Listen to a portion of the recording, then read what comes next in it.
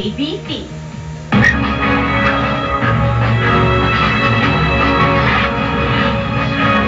Hindi na po nakapagpigil kanina si Pangulong Arroyo. Pinatulan niya si Senador Panfilo Lacson dahil po sa pagtatangka ng senador na muling buhayin ang Hello Garci controversy.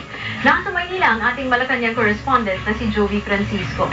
So Jovi, anong nangyari? Totoo ba na tinawag ng Pangulo na sawa si Senador Lacson?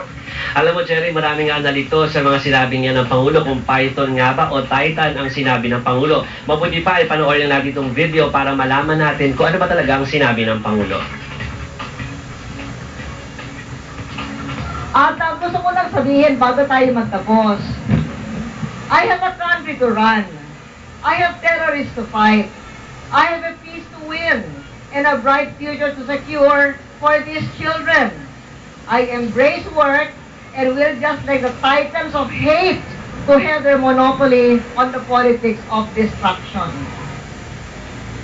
Cherry, kapuna-puna na ilang araw na rin ang suot nga ng Pangulo itong favorite niyang color na powder blue na kanyang ginagamit ng panahon ng kasagsagan ng Gloria Gate. Nasakto naman sa pagbabalik o revival nga nitong Hello Garci issue na ito. At kapansin-pansin din yung kanyang ginagawa na kapag merong bumabatiko sa kanya, ang kanyang ginagawa ay pumupunta siya sa mga taong bayan para kumuha ng simpatya, Cherry.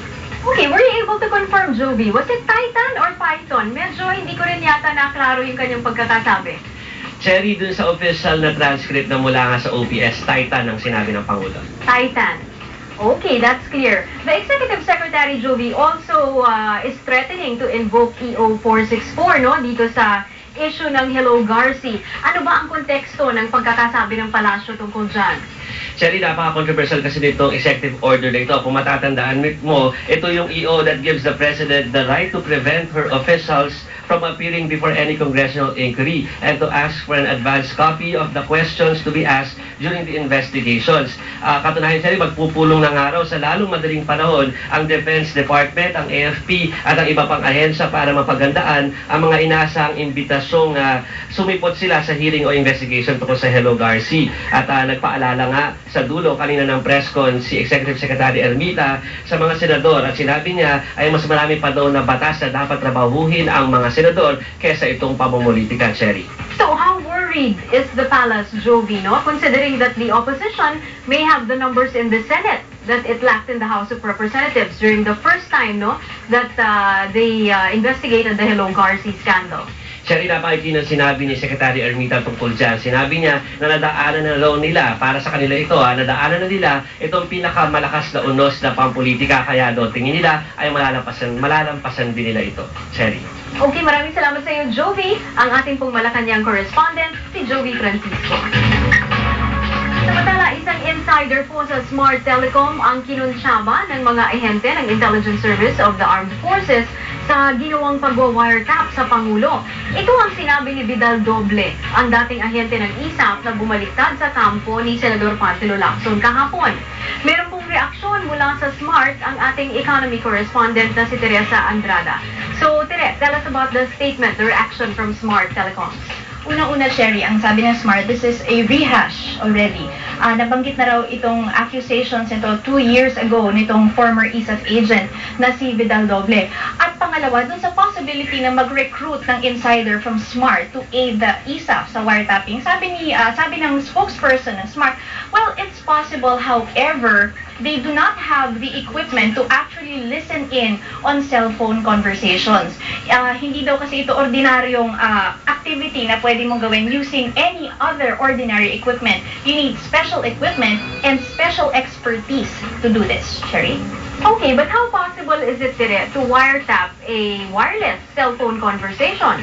Yan yung tinanong natin kanina dun sa spokesperson ng Smart na Simon Esberto. Binigyan nga tayo kanina ng slight crash course kung paano ito actually pwedeng gawin. No? Unang-una daw, yung cellphone signal na sinasabi nitong si Doble na split para ma-wiretap itong si Presidente at si Garciliano. Unang-una hindi raw ito pwede because the signal daw has a GSM code. Itong code na to ay algorithms o series ng numbers na system generated. Ngayon itong numero na to, unlike your ATM code na fixed, no? These numbers are scrambled on a daily basis. Pangalawa, to actually get the code, you need special equipment such as a decoder. Ngayon, itong decoder is not as easy as buying a laptop in eBay or, for example, in the department store, because una-una, you need special permit to buy the equipment, since this is considered a restricted equipment. If you will buy this from the United States, you need a special permit from the US government. Ngayon, kung ma-ship man yan dito, you need special permit again from the NTC to use this. So kapag ginagamit ito without the permit from NTC, this is considered contraband. Kanina kinuna natin ng reaction yung NTC at sabi nila wala pa silang ini-issue na license for anyone to use a decoder here in the Philippines. Cherry? Okay, but then today we are talking about the military, ano? Oo, ang pabiro nga sinabi ni Monisberto kanina, dun sa nitty-gritty of whether kaya ba talagang mag-wiretap if we have the expertise and equipment, that's better left answered daw by the ISA. Cherry? Maraming salamat sa iyo, Tere. Yan po ang big news ng ating economy correspondent, Teresa Andrada. At narito po ang mga big news ngayon. Insider sa Smart Telecommunications, sinabit sa Hello Garci wiretapping.